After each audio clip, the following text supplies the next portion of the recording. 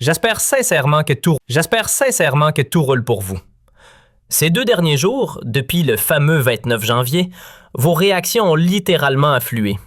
Vous avez été incroyablement nombreux à nous interroger au sujet des révélations explosives dévoilées dans notre programme Exclusive. Pour rappel, Bam Bam aurait soufflé à Tibet l'idée de se débarrasser de Tchengria pour le remplacer. Votre curiosité débordante, vos messages, vos remarques, tout cela prouve à quel point vous suivez notre travail de près. Et franchement, on ne peut que vous remercier pour cette attention, qui montre que notre enquête ne vous laisse pas indifférent. Bien au contraire, vous êtes captivés, investis et, disons-le, carrément connectés à ce que l'on fait. Quand une info secoue autant les esprits, il serait presque criminel de ne pas creuser plus loin. Car le journalisme, ce n'est pas seulement balancer des scoops à la chaîne. Il arrive un moment où notre rôle dépasse la simple diffusion de faits. Il faut parfois décrypter, alerter, décortiquer les enjeux, pointer du doigt ce qui menace l'équilibre du pays. On devient alors analyste, éclaireur, pour le public, mais aussi pour ceux qui dirigent. Car oui, les décideurs aussi ont besoin d'aide pour lire entre les lignes. Qu'ils soient ministres, présidents, chefs de cabinet ou hauts fonctionnaires, ils sont souvent enfermés dans leur bulle. Le nez dans les guidons, ils n'ont pas toujours le recul nécessaire pour saisir ce que l'actualité dit vraiment. Et parfois, nos analyses leur servent plus qu'ils ne l'admettront jamais. C'est d'ailleurs ce besoin d'éclairage qui nous a poussés à faire cette émission. Les tensions entre Abouham, chef de cabinet à la présidence algérienne, et l'homme fort de l'armée ont franchi un seuil qu'on ne pouvait ignorer. Aujourd'hui, c'est à Saïd Tchengria qu'on s'adresse. Oui, c'est bien toi qu'on vise. Et on ne nous a pas tourné autour du pot. Tchengria, un conseil d'amis, protège tes arrières. Depuis son absence mystérieuse, que ni le ministère de la Défense ni l'armée n'ont jugé bon de commenter, les rumeurs ont explosé. Mais devinez qui s'est improvisé porte-parole? Le directeur de cabinet de la présidence, rien que ça. Une première dans les annales du pays. Car jamais, ô grand jamais, un homme à ce poste n'avait osé parler publiquement de l'agenda, ou pire, de l'absence du chef d'état-major. C'est Bam Bam qui a lâché l'info en premier. Et ça, mes amis, ça en dit long sur les rapports de force actuels. Souvenez-vous du 24 janvier dernier. Dans notre émission intitulée « La sortie détonnante de Bam Bam », on a pris le temps de tout décortiquer. Rien n'a été laissé au hasard. Le contexte, l'enchaînement des faits, la portée historique de ce qui s'est passé. Car oui, ce genre de scène, vous n'en verrez nulle part ailleurs sur la planète. Même pas dans les régimes les plus ouverts. Dans les États démocratiques, civilisés, là où l'armée n'a pas vocation à s'incruster dans les affaires civiles, les chefs de cabinet ne montent jamais au créneau. Silence radio. Leur place, c'est dans l'ombre. Pas devant les caméras à commenter les absences d'un général ou d'un ministre. Et surtout, lorsqu'il est question de l'armée, cette institution sacrée, ce pilier de la souveraineté, le silence est d'or. Même dans les grandes puissances comme les États-Unis, la France ou le Royaume-Uni, jamais vous ne verrez un directeur de cabinet s'aventurer à justifier l'absence du chef des armées. Et encore moins si cette absence suscite des doutes, alimente les rumeurs ou provoque une tempête médiatique. Depuis cette fameuse séquence, les soutiens de Tchengria se démènent, non pas tant pour nous convaincre, mais surtout pour ne pas sombrer eux-mêmes dans le doute. Ils s'efforcent de nous vendre un récit héroïque, espérant qu'on l'avale comme une vérité révélée. Mais désolé les amis, les journalistes indépendants comme nous, les analystes libres et les activistes exilés, on n'achète pas ça aussi facilement. Leur discours? Il est bien rodé. Regardez, c'est Tchengria, le rempart de la Constitution.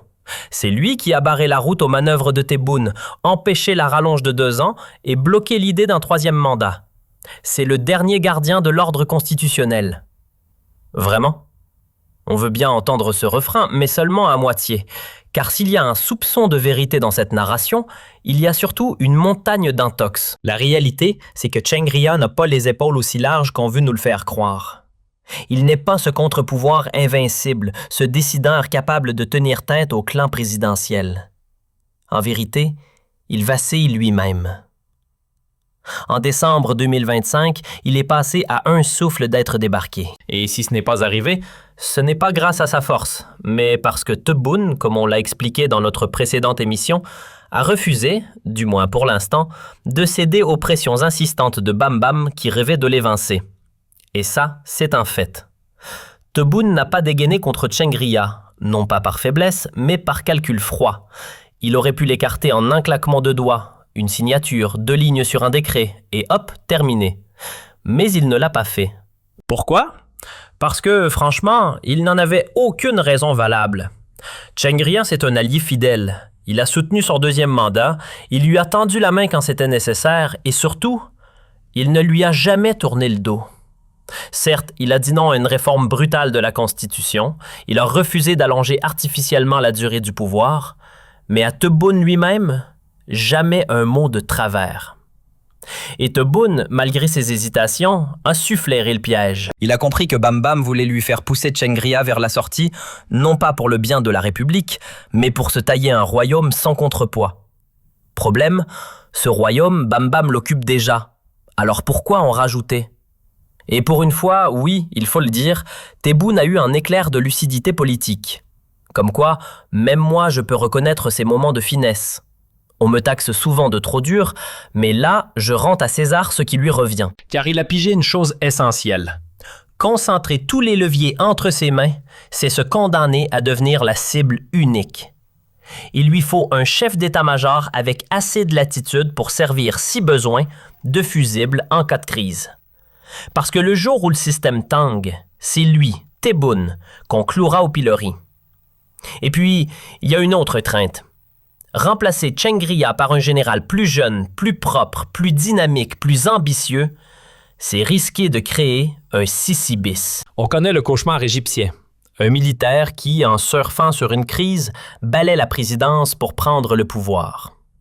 En Algérie, ce traumatisme est bien ancré. Et Tebboune, lui, n'a aucune envie de raviver ce scénario. Alors, plutôt que de suivre Bam Bam dans ses délires de purge, il a préféré tempérer. Tchengria reste, non pas parce qu'il est intouchable, mais parce qu'il est utile. Et surtout, parce qu'on ne sait pas par qui le remplacer sans risquer gros. Oui, c'est vrai. Tchengria a tiré un trait sur la réforme extrême de la Constitution. Là-dessus, on peut lui reconnaître une posture plutôt sensée, presque audacieuse, voire, osons le mot, réfléchie. Mais attention, ne vous y trompez pas. Il n'a pas pour autant défié Tebboune, loin de là. Il ne lui a jamais claqué la porte au nez. Au contraire, il a renouvelé son allégeance. Ce qu'il a refusé, c'est le tripatouillage grossier de la Constitution pour prolonger indéfiniment le pouvoir de TB. Ce sont les combines pour rajouter 2 années en douce ou glisser un éventuel 3e mandat qui lui sont restés en travers de la gorge. Et bien sûr, dès que ça a fuité, les rumeurs ont fait la fête. Le clan de Tchengria s'est empressé de souffler à nos oreilles des récits à demi-mot. Il y aurait eu, mi-décembre 2025, une réunion tendue entre les pontes de l'armée. Là, Tchengria aurait posé la question qui fâche. « La présidence veut prolonger le mandat, vous en pensez quoi? » Et tous, toujours selon ses sources non confirmées, on précise, lui auraient répondu « Non, hors de question, on ne veut pas revivre le cauchemar de 2019. » Car, en cas de chaos, qui devra réparer les dégâts, sinon eux? Personne ne veut rallumer l'incendie pour ensuite être désigné pompier malgré lui. Et dans ce climat d'ébullition, une autre anecdote a circulé. Toujours sur le ton de la confidence. Tchengria, furieux, aurait lancé un ultimatum. « Vous touchez à ça, je ne mets plus les pieds au Conseil des ministres. » Manière de dire « Je me retire et l'armée restera en dehors de cette mascarade. » Encore une fois, ce ne sont que des bruits de couloir, sans confirmation formelle. Ce que l'on sait en revanche, ce qui a été vérifié, c'est qu'il y a bien eu un désaccord entre Tchengria et Tebboune au sujet de cette fameuse prolongation de mandat. Ouais, rien de plus solide. Par la suite, il aurait même boudé le discours de TB au Parlement le 30 décembre. Et puis, il y a quelques jours à peine, rebelote. Le 29 janvier 2026, Tebboune devait se rendre à Béchar pour inaugurer la ligne ferroviaire Béchar-Billet. Résultat, il n'y est pas allé. Les spéculations ont vite jailli. Certains ont voulu nous faire croire que c'est Tchengria qui, vexé comme un pou, aurait saboté la visite. Motif? Il aurait mal digéré les propos du directeur de cabinet, qu'il aurait publiquement humilié en expliquant à la population qu'il était absent à un moment clé, simplement parce qu'il avait pris congé. Selon la rumeur, Tchengria aurait donc décidé de boycotter purement et simplement Béchar. Officiellement, c'est une autre histoire. Au final, Tout ce scénario était bidon, une pure invention. Toute cette mise en scène orchestrée par le clan de Saïd ne tient pas la route. La réalité, c'est que si Tebboune n'a pas fait le déplacement à Béchar, ce n'est ni par caprice, ni à cause d'un coup de sang de Chengria, mais tout simplement à cause du mauvais temps. Oui, vous avez bien entendu. Des intempéries, des conditions climatiques pourries, point barre. Résultat, visite reportée. Et selon le planning officiel, il est censé poser pied à Béchar dès dimanche 1er février, pour y rester jusqu'au lendemain et lancer officiellement la fameuse ligne ferroviaire Béchar-Billet. Mais voilà, le clan Gengria, jamais à court de storytelling, tente de se glisser dans le costume du héros national. Ils veulent qu'on les voie comme les gardiens intrépides de la Constitution, les équilibristes du système, les seuls capables de tenir tête à Tebboune et de sauver la République du chaos. Sérieusement? C'est une farce. Tebboune aujourd'hui, c'est lui le patron, en position de force absolue. Il n'a pas eu besoin de trafiquer les mandats, ni d'ajouter 2 ans en douce, ni de chambouler les règles. Ce qu'il a fait, c'est bien plus rusé. Il a glissé dans la réforme constitutionnelle des mesures calibrées, posées, taillées pour maintenir sa mainmise, sous couvert de stabilité institutionnelle évidemment. Officiellement, c'est pour éviter un vide juridique. Officieusement, c'est pour verrouiller le pouvoir, tranquille, sans scandaliser personne.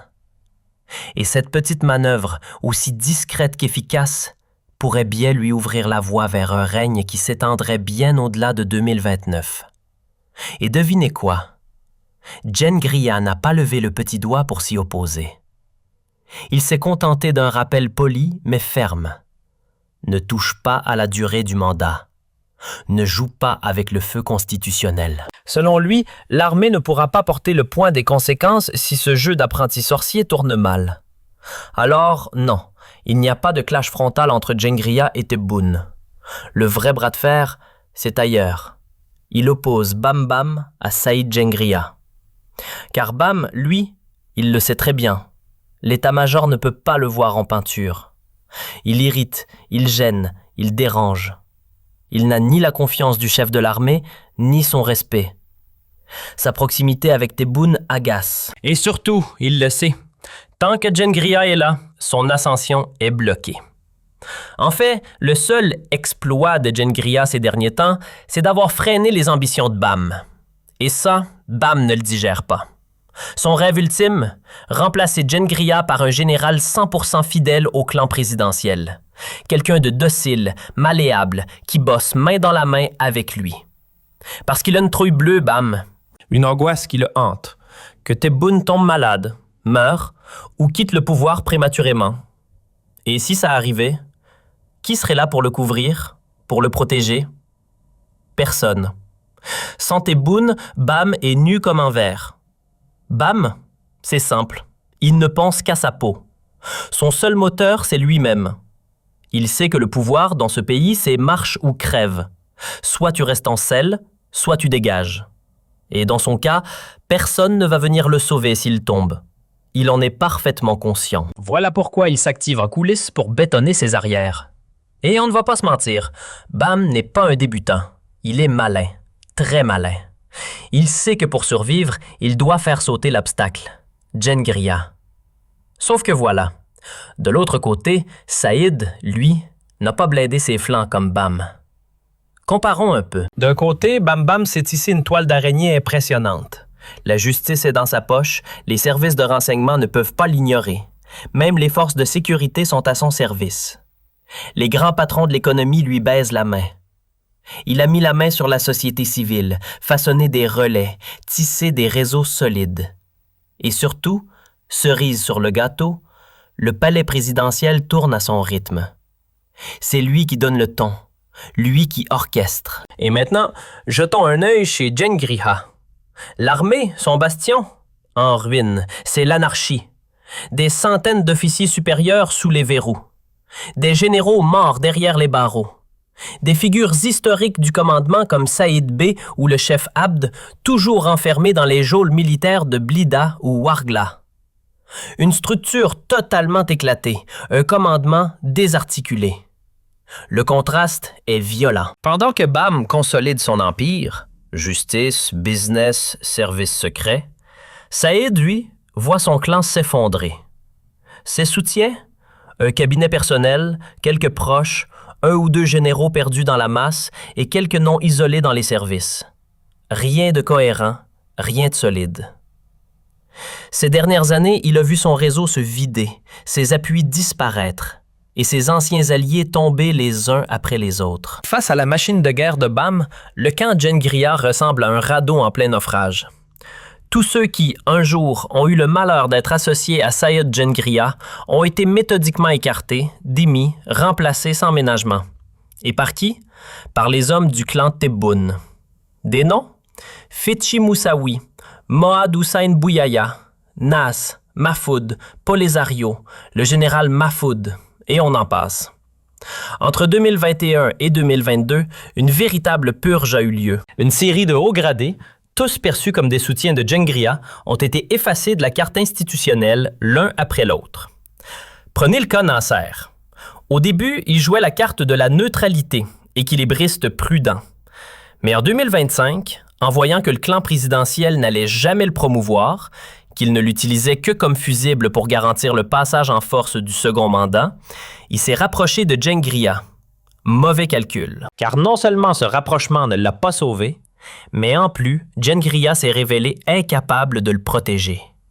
Pire encore, ce ne sont même pas ses propres initiatives qui ont évité la prison à Nasser. Ce sont des membres de son entourage qui ont supplié Djengria de refuser la demande de Tebboune d'incarcérer Nasser. Résultat, il n'a rien fait pour le sauver. Nada. Et quand on fait les comptes, le constat est accablant. Une longue liste d'officiers limogés, dégradés, mis à l'écart. Des fidèles de Djengria, en particulier ceux qui travaillaient dans les rouages les plus sensibles de l'appareil sécuritaire, services secrets, DCSA, gendarmerie. Même le général Ouhadj, pourtant loyal au départ, a fini sacrifié pour un simple contact, une simple proximité avec le camp présidentiel. Des colonels comme Mohad et Hussein Bouyaya, véritables cerveaux des opérations de Djengria, ont eux aussi été dégagés. Résultat, son clan a été décapité, pièce par pièce, sans résistance. Ils ont tous été balayés, éliminés proprement, sans cérémonie, sans détour. Un à un, ils ont sauté. Et maintenant, le prochain sur la liste, c'est le général Hassan. Ce bon vieux Hassan qui a longtemps joué les équilibristes entre deux camps, espérant garder l'équilibre sans tomber. Aujourd'hui, il vacille. Sa chaise bouge. Le clan présidentiel n'en veut plus. Ils veulent le remplacer par un pion, un militaire obéissant, quelqu'un qui leur dira oui avant même qu'ils aient fini de parler. Mais le plus ironique, c'est que Hassan ne se doute même pas de ce qui se prépare dans son dos. Il ignore qu'au palais présidentiel, une shortlist est déjà en cours de rédaction. Une liste de remplaçants potentiels avec CV, état de service, loyauté passée. Tout y est. Tebboune, lui, a déjà tranché. Il ne veut pas que Hassan reste. Et même si, en décembre 2025, cette décision n'est pas encore actée officiellement, rien ne dit qu'elle ne tombera pas d'ici l'été 2026. Pendant ce temps-là, en coulisses, les tractations avancent. Les réunions discrètes se succèdent au sommet de l'État. On échange des noms, on pèse les profils. Le processus est enclenché. Ce n'est plus qu'une question de moment. Djengria est sur la sellette et la présidence affine déjà le profil de son successeur. Le compte à rebours a commencé. Djengria? Derrière la façade, c'est du vent. Son clan tente de nous vendre un général de fer, un pilier du système. Mais la réalité est tout autre. Il est faible. Très faible. Comparez-le à l'époque Gaïd Salah, sous Bouteflika. Là, oui, on avait un chef militaire entouré d'un vrai clan, avec des relais dans les médias, des figures politiques prêtes à monter au front pour lui, et un cercle de fidèles prêts à défendre son image dès qu'il était menacé. Gaïd Salah, quand il se faisait attaquer, il ne se battait pas seul. Et aujourd'hui, qui prend la défense de Djengria? Personne.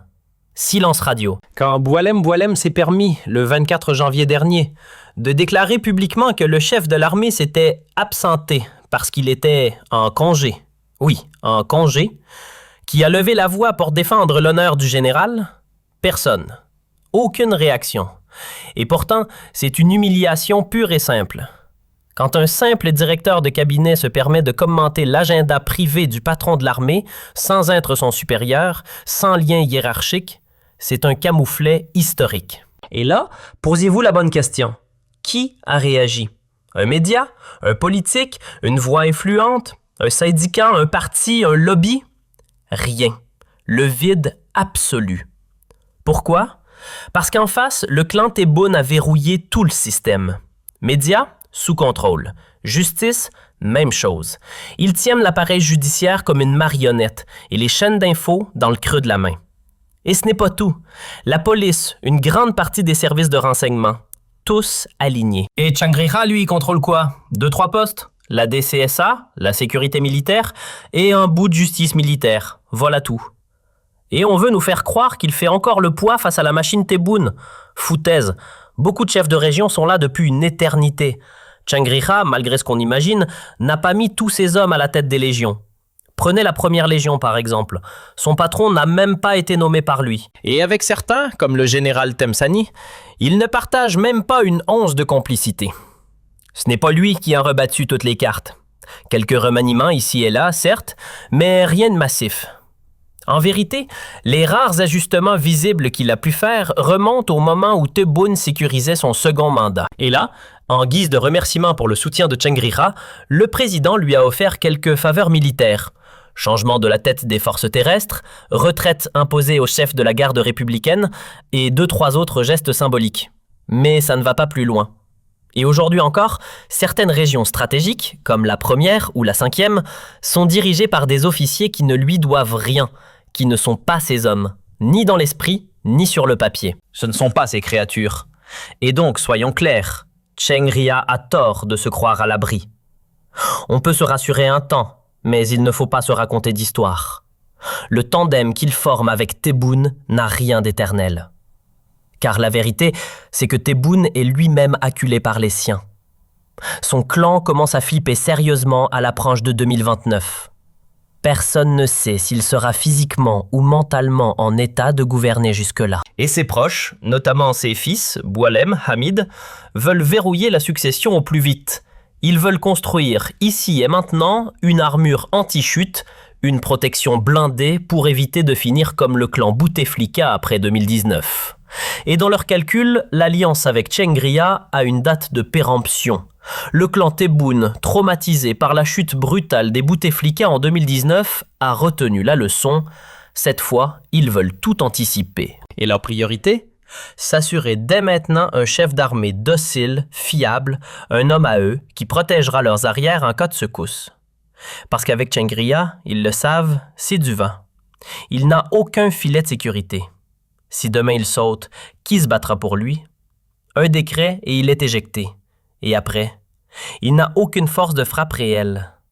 Peut-il faire un coup d'État? Franchement, non.